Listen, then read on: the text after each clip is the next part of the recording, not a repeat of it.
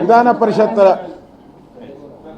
ಚುನಾವಣೆಯಲ್ಲಿ ನಮ್ಮ ಬಿಜೆಪಿಯ ಅಭ್ಯರ್ಥಿಗಳಾದಂಥ ಪಾಟೀಲ್ ಅವರು ಮತ್ತು ರಘು ಕೌಟಿಲ್ಯ ಅವರು ವಿಜಯಶಾಲಿಯಾಗಿದ್ದಾರೆ. ಅವರಿಗೆ ನಾವು ಅಭಿನಂದನೆ ಸಲ್ಲಿಸ್ತಾ ಇದ್ದೀರಿ.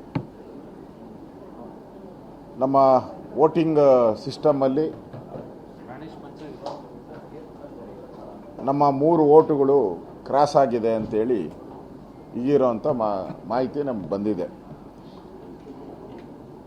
ಯಾರು ಹಾಕಿದ್ದಾರೆ ಅದು ಗೊತ್ತಾಗುತ್ತೆ, ಯಾರು ಮಾಡಿದ್ದಾರೆ ಏನು ಅನ್ನೋದ್ರ ಬಗ್ಗೆ. ಮುಂದೆ ಅದ್ರ ಬಗ್ಗೆ ಪಕ್ಷ ತೀರ್ಮಾನವನ್ನು ನಾವು ತೆಗೆದುಕೊಳ್ತೀರಿ.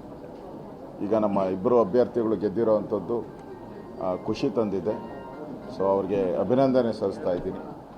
ಯಾವ ಮಿಸ್ಟೇಕ್ ಆಗಿದೆ, 1 ಓಟು ನಮ್ಮದು 30 ಓಟು ರಘು ಅವ್ರಿಗೆ ಕೊಟ್ಟಿದ್ರಿ, ಅದರಲ್ಲಿ 1 ಓಟು 30 ಓಟು ರಘು ಅವ್ರಿಗೆ ಕೊಟ್ಟಿದ್ರಿ, ಅದರಲ್ಲಿ 1 ಓಟು ಡಿಸ್ಕ್ವಾಲಿಫೈ ಆಗಿದೆ, ಇನ್ವ್ಯಾಲಿಡ್ ಆಗಿದೆ. 30 ಓಟು ನಾವು ಪಾಟೀಲ್ರಿಗೆ ಕೊಟ್ಟಿದ್ರಿ, ಅದರಲ್ಲಿ 3 ಓಟು ಮಿಸ್ ಆಗಿದೆ. ಇನ್ನು 4 ಓಟನ್ನು ನಾವು JDSಗೆ ಕೊಟ್ಟಿದ್ವಿ. 4 ಓಟನ್ನು ನಾವು JDSಗೆ ಕೊಟ್ಟಿದ್ವಿ. ಸೊ ನಮ್ಮದು 3 ಓಟು ಹೆಚ್ಚು ಕಮ್ಮಿ ಆಗಿರುವಂಥದ್ದು ಕಾಣ್ತಾ ಇದೆ ಇದರಲ್ಲಿ. ಅದರಿಂದ ಯಾರು ಆ ಥರ ಪಾರ್ಟಿಗೆ ದ್ರೋಹ ಬಗ್ದಿದ್ದಾರೆ ಅವ್ರು ಸಿಕ್ಕಾಕೊಂತಾರೆ.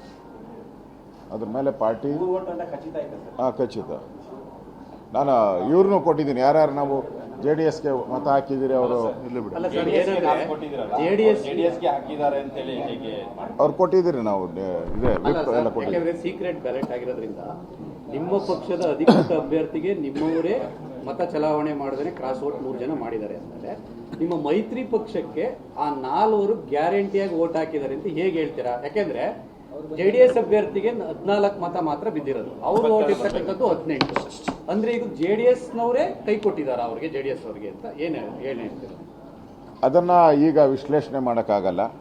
ಬಟ್ ನಾವು ಅಲಾಟ್ ಮಾಡಿರೋದನ್ನ ಹೇಳಿದಿರಿ. ನಾವು 30 ಪ್ಲಸ್ 4ಕ್ಕೆ ಅಲಾಟ್ ಮಾಡಿದ್ರಿ ನಾವು ಪಾರ್ಟಿಯಿಂದ. ಇದು ನಮ್ಮ ಸಿಸ್ಟಮಲ್ಲಿ ನಾವು ಮಾಡಿದ್ದು.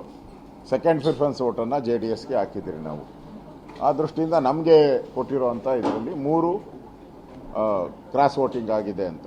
4 ಓಟು ನಾವೇನು ನೀವು ಗ್ಯಾರಂಟಿ ಕೊಡ್ತೀರಾ ಅಂತ? ಅದ ಗ್ಯಾರಂಟಿನೇ. ನಾವು ಈಗ ನಾವು ಅಲಾಟ್ ಮಾಡಿದ್ದೀರಿ 4 ಓಟನ್ನು ಯಾರ್ಯಾರು ಅನ್ನೋದು ನಮ್ಮ ಹತ್ರ ಲಿಸ್ಟು ಇದೆ. ಅಲಾಟ್ ಗ್ಯಾರಂಟಿಯಾಗಿ ಅವ್ರು ವೋಟ್ ಮಾಡಿದ್ದಾರೆ ಅಂತ ಅನ್ಸುತ್ತೆ. ನೀವು JDSಗೆ ಕೊಟ್ಟಂತ 4 ಮತಗಳು JDSಗೆ ಬಿದ್ದಿದೆ ಅಂತ ನಿಮ್ಗೆ ಕನ್ಫರ್ಮ್ ಇದೆಯಾ? ಹೌದು, ಕನ್ಫರ್ಮ್ ಇದೆ. ಅದೇ